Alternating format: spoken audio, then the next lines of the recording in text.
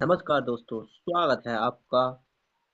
ठीक है दोस्तों, नमस्कार है आपका आपके चैनल में। ठीक है दोस्तों, तो आज हम एक बहुत ही महत्वपूर्ण दिलचस्पी टॉपिक पर क्या करने वाले हैं, बात करने वाले हैं। ठीक है दोस्तों, हम एक महत्वपूर्ण दिलचस्पी, ठीक है दोस्तों, टॉपिक्स पर बात करेंगे जो कोशिका, ठीक है दोस्तों, कोशिका और जीवन की प्रक्रिया है। ठीक है दोस्तों, कोशिका और जीवन की प्रक्रिया, यह टॉपिक न केवल, ठीक है, तो ना केवल क्लास 10th के लिए, ठीक है, तो क्लास 10th के लिए, बल्कि क्लास 12th के लिए भी महत्वपूर्ण है। ठीक है दोस्तों, कोशिका और जीवन की प्रक्रिया, यह टॉपिक ना केवल क्लास 10th के लिए बल्कि 12th के विद्यार्थियों के लिए एक महत्वपूर्ण है, बल्कि इसे समझना हर किसी के लिए जरूरी है, क्योंकि यह जीवन के मूलभूत पहलुओं से जुड़ा है। ठीक है दोस्तों, बस आपसे आशा यही है कि अगर आपने चैनल को सब्सक्राइब किया कर लिया है तो चैनल को सब्सक्राइब कर ले, फिर वीडियो के आगे बढ़े। तो चलिए बिना समय बर्बाद किए इसे आसान तरीके से समझते हैं। ठीक है दोस्तों, कोशिका क्या है? सबसे पहला क्वेश्चन है कि कोशिका है क्या भाई? कोशिका कितनी बात कर रहे हैं, तो कोशिका क्या है? ठीक है दोस्तों, तो इसका आंसर बिल्कुल आसान शब्दों में देने वाले हैं कि कोशिका, सबसे पहले बात करते हैं कि कोशिका जीवन की सबसे छोटी इकाई है। सबसे पहले बात करते हैं कोशिका की, तो कोशिका जीवन की सबसे छोटी इकाई है बस।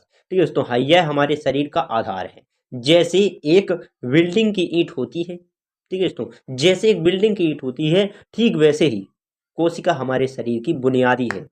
ठीक है दोस्तों, बुनियादी यानी कि हमारी नींव है या ईंट है। ठीक है दोस्तों, बिल्डिंग की नींव है, बस आपको ये ध्यान देना है। ठीक है दोस्तों, इसके बाद ये है कि सभी जीव चाहे, ठीक है, तो सभी जीव चाहे वो मनुष्य हो, इसमें क्या कह रहा है कि सभी जीव चाहे वह मनुष्य हो या पौधे, कोशिका से ही बने होते हैं। कितना ही चाहिए दोस्तों, आप बताओ कोशिका क्या है, आपने जान लिया होगा। ठीक है दोस्तों, यह हमारे शरीर का एक आधार है। जैसे एक बिल्डिंग का आधार एक ईंट होती ना, वैसे ही कोशिका हमारे शरीर का एक आधार है। मनुष्य का, पौधों का, जीव जंतुओं का कोशिका एक आधार है। ठीक है दोस्तों, आशा करते हैं आप लोग को इतना समझ में आ चुका होगा। अब देखते हैं कोशिका के प्रकार। दूसरा सिस्टम सबसे ज्यादा आता है कि कोशिका के प्रकार क्या है। ठीक है दोस्तों, कोशिका के प्रकार बिल्कुल ईजी है दोस्तों, कि कोशिका के मुख्यतः दो प्रकार होते हैं। ठीक है दोस्तों, कोशिका के क्या होते हैं, मुख्यतः दो प्रकार होते हैं। पहला कौन सा है? प्रो, ठीक है दोस्तों, प्रोकैरियोटिक कोशिका। ठीक है दोस्तों, इसमें न्यूक्लियस नहीं होते हैं, यह बहुत सरल होती है।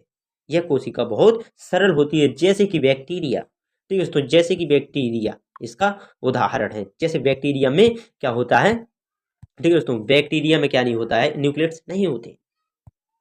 अब देखते हैं दूसरा, यूके, ठीक है दोस्तों, यूकैरियोटिक कोशिका। यूकैरियोटिक कोशिका के अंतर्गत मनुष्य आते हैं। देखें, ठीक है दोस्तों, देखें आप, इसमें एक स्पष्ट न्यूक्लियस होते हैं। ठीक है दोस्तों, यह होता है, यह एक जटिल है, यह एक जटिल होती है। यह जो कोशिका होती है बहुत जटिल होती है, जैसे मनुष्य और पौधे।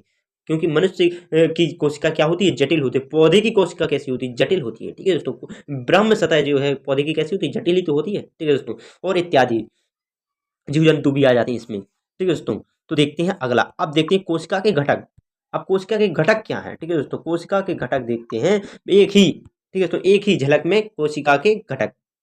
अब कोशिका में बहुत सारे छोटे छोटे घटक होते हैं, जिसका हर एक में अपना एक महत्वपूर्ण कार्य होता है। ठीक है दोस्तों, कोशिका में बहुत छोटे छोटे क्या होते हैं, घट होते हैं, जिसका हर एक, ठीक है दोस्तों, जिसका हर एक का अपना एक महत्वपूर्ण कार्य होता है। जैसा मनुष्य है, तो एक मन कि क्यों जरूरी थोड़ा है कि मनुष्य केवल डॉक्टर बने, नहीं, तो डॉक्टर का कार्य डॉक्टर है, वकील का काम वकील है। ठीक है दोस्तों, वकीली करना है। इसी प्रकार हर कोशिका जो छोटे छोटे घटक होते हैं, लेकिन हर कोशिका का एक अपना एक महत्वपूर्ण कार्य होता है भाई। ठीक है दोस्तों, बस आपको इसी इसी थोड़ी थोड़ी सी टॉपिक्स के साथ मैं आपको बताने वाला हूँ। अब देखते हैं सबसे महत्वपूर्ण टॉपिक्स जो है न्यूक्लियस। ठीक है दोस्तों, ये क्या है, न्यूक्लियस। ठीक है दोस्तों, न्यूक्लियस को कोशिका का मस्तिष्क कहा जाता है। बस कितना ही जी, न्यूक्लियस को क्या कहा जाता है, कोशिका का मस्तिष्क कहा जाता है। कह सकते हैं भाई, कहा नहीं जाता, कह सकते हैं, क्योंकि यह कोशिका नियंत्रित करती है, यह कोशिकाओं को नियंत्रित करती है। मस्तिष्क जो होते हैं हमारे संपूर्ण शरीर को क्या करते हैं, नियंत्रित करते हैं, इसलिए इसे क्या कह सकते हैं, मस्तिष्क भी कह सकते हैं। यह कोशिका को नियंत्रित करता है और आनुवंशिकता जानकारी, डीएनए रखता है। ठीक है दोस्तों,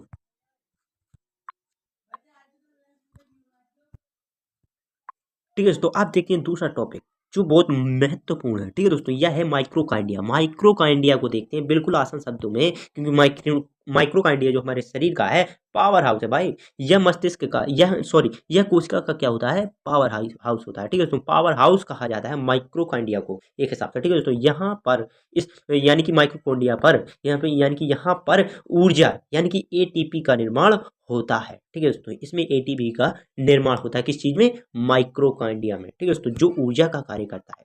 ठीक है दोस्तों, अब देखते हैं अगला, कोशिका के लिए जो कि आवश्यक होती है। ठीक है दोस्तों, कोशिका के लिए यह क्या होती है, बहुत ही आवश्यक होती है। अब देखते हैं गोल्डी। ठीक है दोस्तों, गोल्डी एपरेट्स। ठीक है दोस्तों, गोल्डी एपरेट्स क्या है,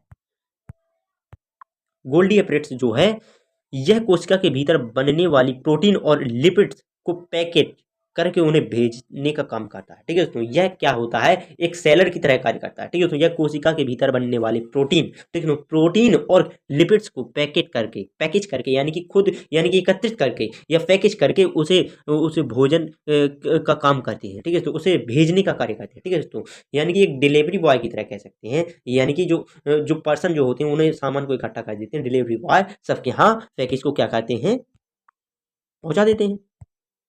अब देखते हैं एक और महत्वपूर्ण टॉपिक्स को, यह है कि लाइसोसोम कोशिका का एक डस्टबिन होता है। ठीक है दोस्तों, यह एक कूड़ेदान की तरह होता है, यानी कि जो बुरे पदार्थों को एकत्रित करके रखता है। ठीक है दोस्तों, यह एकत्रित करता है। ठीक है दोस्तों, इसमें लाइसोसोम कोशिका का क्या होता है, डस्टबिन होता है। यह कोशिका के अंदर अपशिष्ट पदार्थों को नष्ट करता है। लाइसोसोम जो होता है कोशिका के अंदर जितने भी अपशिष्ट पदार्थ होते हैं उनको क्या कर देता है, नष्ट कर देता है। ठीक है दोस्तों, यह एक कैसा है, डस्टबिन की तरह होता है। ठीक है दोस्तों, कितना इजी क्वालिटी से बताया मैं आपको। बस आपसे इसी एक रिक्वेस्ट है कि आप चैनल को सब्सक्राइब कर लें। ठीक है दोस्तों, जिससे हैं क्लोरोप्लास्ट। ठीक है दोस्तों, यह पौधे में पाया जाता है, किस चीज में पाया जाता है, पौधे में पाया जाता है। लाइसोसोम देख ही चुके हैं। ठीक है दोस्तों, अब देखते हैं क्लोरोप्लास्टक क्या है भाई। क्लोरोप्लास्टक एक क्या नई चीज आई है मार्केट में, इसको भी देख लेते हैं, इसको भी एनालाइज कर लेते हैं। ठीक है दोस्तों, यह केवल पौधों में पाया जाता है भाई। क्लोरोप्लास्टक केवल पौधों के लिए है, ना कि इंसानों के लिए और अन्य जीव जंतुओं के लिए। ठीक है दोस्तों, यह केवल पौधों में पाया जाता है। यहाँ पर प्रकाश संश्लेषण की प्रक्रिया में क्या होता है, ये मददगार होता है। ठीक है दोस्तों, यह प्रकाश संश्लेषण की प्रक्रिया होती है। ठीक है दोस्तों, यहाँ पर क्या होती है, प्रकाश संश्लेषण की प्रक्रिया होती है क्लोरोप्लास्टक में, जो पौधों को अपना भोजन बनाने में मदद करता है। ठीक है दोस्तों, क्लोरोप्लास्टक जो होता है पौधों को अपना भोजन बनाने में मदद करती है। ठीक है दोस्तों, अब देखते हैं जीवन प्रक्रिया। अब जीवन प्रक्रिया क्या है आप देख लें। ठीक है दोस्तों, जीवन प्रक्रिया बहुत ही आसान शब्दों में देखते हैं। अब बात करते हैं जीवन की कुछ महत्वपूर्ण प्रक्रियाओं को। ठीक है, तो अब कुछ जीवन की महत्वपूर्ण प्रक्रियाओं की बात करते हैं जो कोशिकाओं में होती है। ठीक है दोस्तों, जो क्या होती है, कोशिकाओं में होती है। ठीक है दोस्तों, अब देखते हैं पोषण। ठीक है दोस्तों, अब देखते हैं महत्वपूर्ण टॉपिक है पोषण। ठीक है दोस्तों, जो कि बहुत ही इंपॉर्टेंट चैप्टर है। ठीक है दोस्तों, यानी कि एक पार्ट भी कह सकते हो। पौधे अपना भोजन, ठीक है दोस्तों, पौधे अपना भोजन खुद बना लेते हैं। ठीक है दोस्तों, खुद बनाते हैं, लेकिन मनुष्य और जानवर, ठीक है, तो मनुष्य और जानवर जैसे शेर, चीता, बाघ, गाय इत्यादि जन, ठीक है, कुछ भी कह सकते हो आप, मनुष्य और जानवर भोजन के लिए दूसरों पर निर्भर रहता है। ठीक है दोस्तों, भोजन के लिए किस पर रहता है, अदर्स पर निर्भर रहता है, यानी कि दूसरों पर, जैसा हम मनुष्य रहते हैं। ठीक है दोस्तों, अब देखते हैं श्वासन। श्वासन क्या है, ठीक है दोस्तों, अब देखते हैं श्वासन। श्वासन भी एक महत्वपूर्ण टॉपिक है। ठीक है दोस्तों, इसलिए इसको भी आप अच्छी तरह से ही पढ़ें। ठीक है दोस्तों, तो श्वासन क्या है कि श्वासन एक महत्वपूर्ण चीज है। यह प्रक्रिया जिसमें कोशिकाएं ऊर्जा प्राप्त करती हैं, श्वासन से कोशिकाएं क्या करती है, ऊर्जा प्राप्त करती है। श्वासन दो प्रकार के होते हैं। ठीक है दोस्तों, श्वासन दो प्रकार के होते हैं।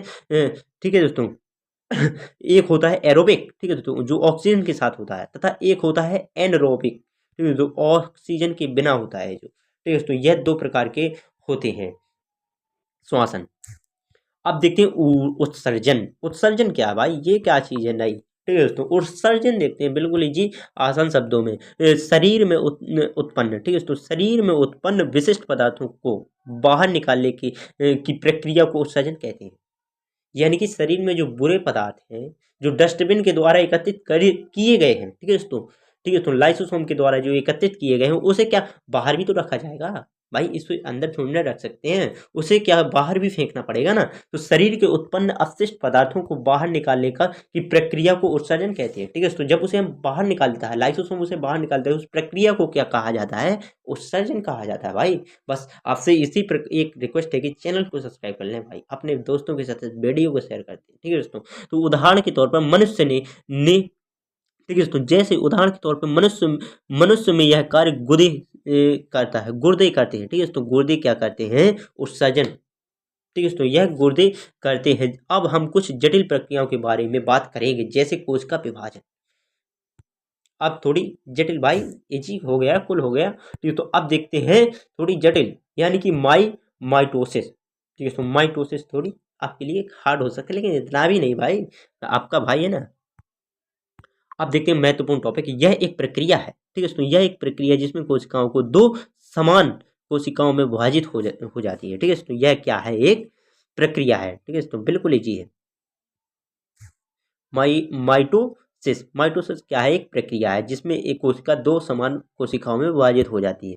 कौन कौन से में? यह प्रक्रिया शरीर में वृद्धि और मरम्मत के लिए महत्वपूर्ण होती है। ठीक है भाई। यह क्या होती है? शरीर की वृद्धि की और मरम्मत के लिए महत्वपूर्ण होती है। अब देखते हैं अगला टॉपिक। ठीक है। तो माइसोसिस। ठीक है। तो माइसोसिस, अब देखते हैं माइसोसिस क्या है भाई, ये क्या नई चीज है, ये किस प्रकार से हार्ड हो सकती है? यह यौन प्रजनन के दौरान होता है। ठीक। तो माइटोसिस क्या होता है? यौन प्रजनन के द्वारा होता है। ठीक। तो माइक्रो प्रजनन के दौरान होता है, यानी कि उसी समय होता है भाई, और इसमें गुणसूत्रों की संख्या आधी हो जाती है। ठीक है। तो गुणसूत्रों की संख्या आधी हो जाती है, जिससे नई कोशिकाओं में विविधता आती है। ठीक है। तो नई कोशिकाओं में विविधता आती है। अब देखते हैं भाई, जो अब तक हमने पढ़ा है उसका निष्कर्ष देख लेते हैं भाई, क्या क्या पढ़ा है भाई।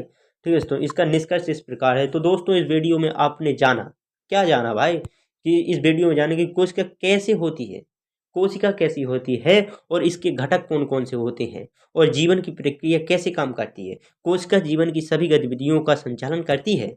आपको ये पता होना चाहिए भाई कि कोशिका जीवन की सभी प्रक्रियाओं को क्या करती है? संचालन करती है, और इसमें से सही तरीके से करना जीवन के अस्तित्व के लिए बेहद जरूरी है। कोशिका के सही तरीके से कार्य करना जीवन के लिए बहुत ही जरूरी है। अगर आपको यह वीडियो पसंद आया हो तो ठीक है। तो अगर आपको वीडियो पसंद आया हो तो यह वीडियो पसंद आया हो तो कृपया इसे लाइक शेयर करें, और अपने हमारे चैनल को सब्सक्राइब करें। आगे भी ऐसी और वीडियोज लाने के लिए हमारे साथ जुड़े रहें। धन्यवाद।